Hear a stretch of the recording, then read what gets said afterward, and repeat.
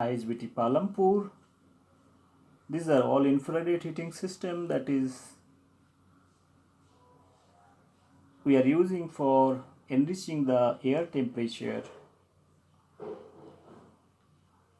This is the first technology, that is free air temperature enrichment technology, is used to create artificially induced uniform temperature in open field condition. The system is based on a series of microcontroller with IR heating system. This is IR. This is a FET, that is for temperature enrichment studies. We have done it for ISBT Palampur. So there are many institutes, even ICRISAT, IRI, NBRI, ZNU, ISBT, MS Swaminathan Research Foundations. Those are the institutes we have installed those projects.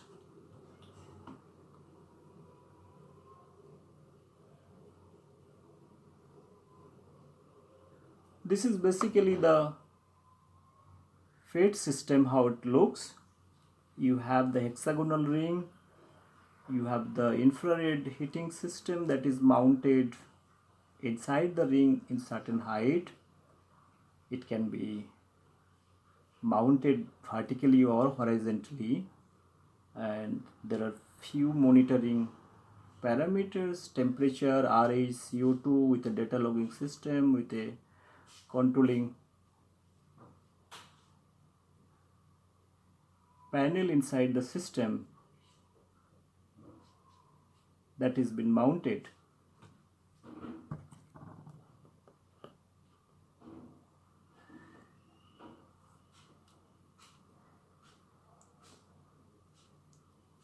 The another technology is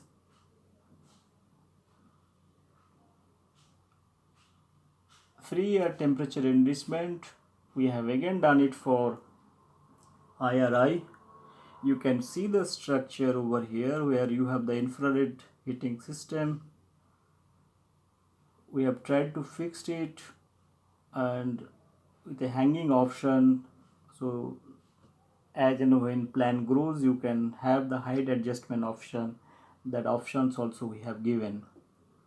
So this system is for Agricultural Physics Department, IRI. We have done it. It is working for last 7-8 years, more than that I believe. So this again we have FET system. We have done it for MS Swaminathan Research Foundation. This is the typical control panel for phase and FET system. This control panel is having the data logger, is having the controlling action, you have the analyzer, you have the computer, so that whatever field signal that is coming to data logger and it is passing to the computer, and you have the software, that is the PLC. You can design and control, set your parameters. So this is again a system for ISBT Palampur. We have developed it. So FET system we have developed for IRI, ISBT and MS Swaminathan Research Foundation. So close to 6 systems. Beyond that we have developed quite a few systems in India. Now this is a system for free air, CO2 and ozone enrichment technology. So apart from CO2, ozone is also one of the parameters that is taken into consideration for climate change studies. We did this project for Center for Environmental Science and Climate Resilient Agriculture at IRI, Indian Agriculture Research Institute, New Delhi. We have developed 6 rings for CO2 ozone enrichment studies. So basically this is a complex project again, where you have the complete ozone generator for discharging ozone into various chambers in a particular level, that you have the complete monitoring system, and this is the ozone generation. Your ozone you are releasing through ducts, then CO2 also you are releasing, and the complete monitoring and control system from the control room, from the control panel you are doing it. You have both ozone analyzer, CO2 analyzer, temperature, humidity, all together the parameters what you are monitoring and control. We did it for IRI, this project, and this is the overview of the project. If you see, this is the dark line that is going for ozone distribution. Those are the rings that you see it. So this is the view of the ring. This project is still in operation, and they are working on various crops. This is the view of this project and how drinks and other things looks like. This is this ring is for discharging ozones.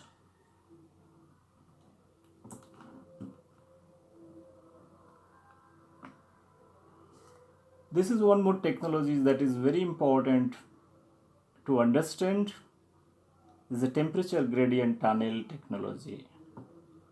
What is temperature gradient tunnel? Temperature gradient tunnel is nothing but you can imagine a big tunnel close to 30-40 meters. From 10 meters to it can go up to 60-70 meters.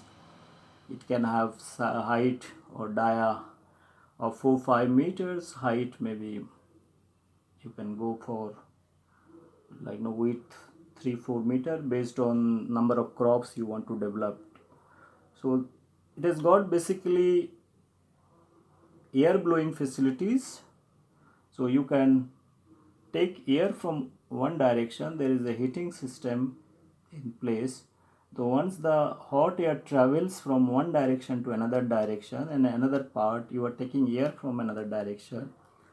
So because of the aerodynamics, the air velocity of in a variable precise from once it travels, there is a gradient atmosphere that is created inside the tunnel, because this hot air when it travels, so once it travels for a longer distance, the temperature is lowered so compared to the initial temperature. So we have tried to mount CO2 temperature monitoring facilities inside. Every 3 meters there is a temperature sensor, CO2 sensor mounted. Then we have created data logging and control facilities for the system. And the important aspect is this thing: when you create a gradient atmosphere inside the tunnel, now if you are growing plants inside the tunnel, because of the variation of CO2 and temperature, once the plant seedling grows in different times, you will see the variation of plant growth and their photosynthesis, flowering pattern, or many factors will be changing different because of the different CO2 and temperature level.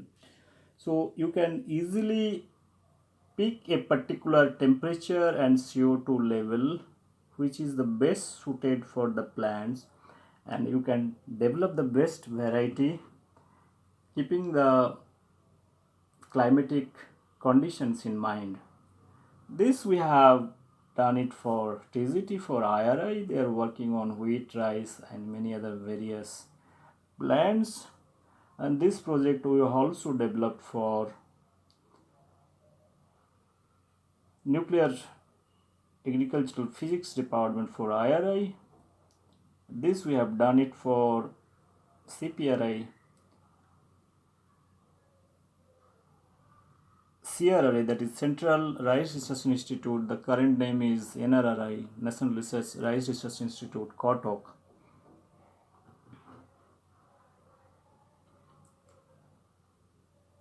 This project we have done it for IIVR, Indian Institute of Vegetable Research in Varanasi. Again, this is a ICAR Research Institute. We did in the year 2012, maybe 11 or 12, so almost 7-8 years. They are using the system for various crops, vegetable crops, they are using it. So far we have developed 14 temperature gradient tunnel for various institute. Beyond that, we have done it for ICRISAT, recently a big project they're using both temperature and CO2 gradient tunnel, and we have incorporated CO2 with wireless communication system for the project, and it is fully functional now. There are two tunnels we have developed for them. So ECRISAT is our latest high-tech project which is operational.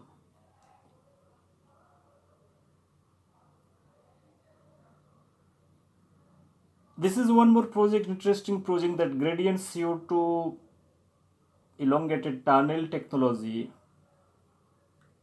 This we have done it for ISBT Palampur. This is a CSI Research Institute.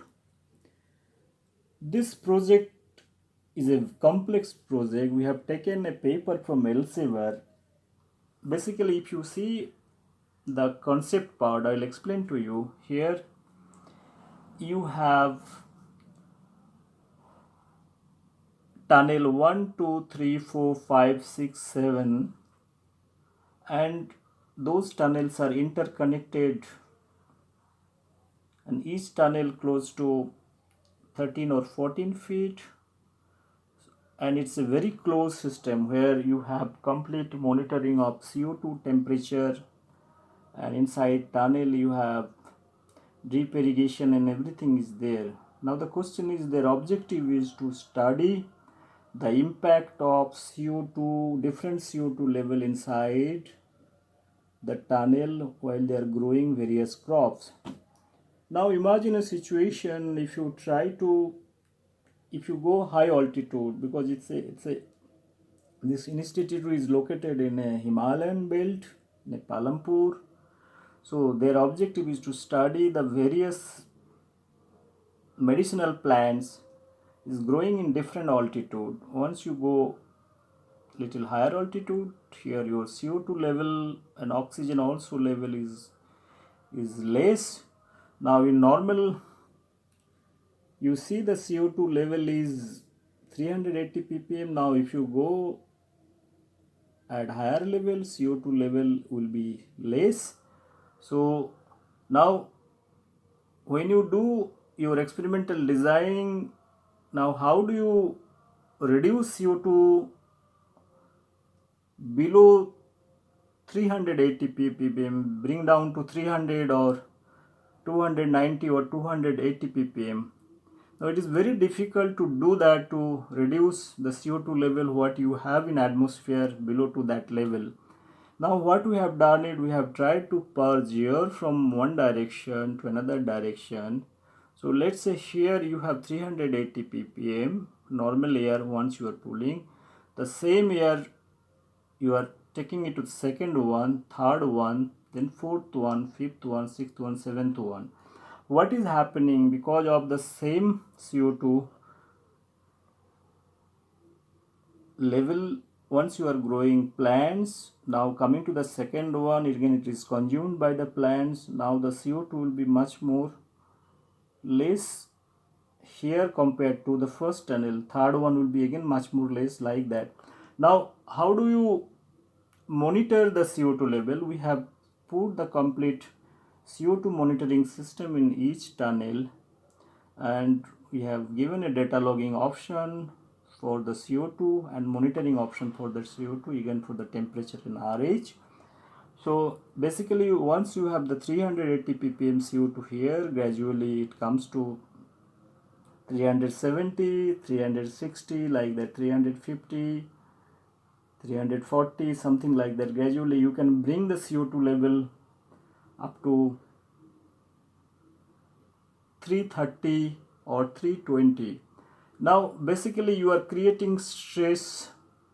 So because of lower CO2 level, now how the CO2 level, because of less CO2 level, how plant photosynthesis is impacting, that is the main purpose of this study. And then consequences, like how the biological and physiological biochemical activities are changing because of that impact.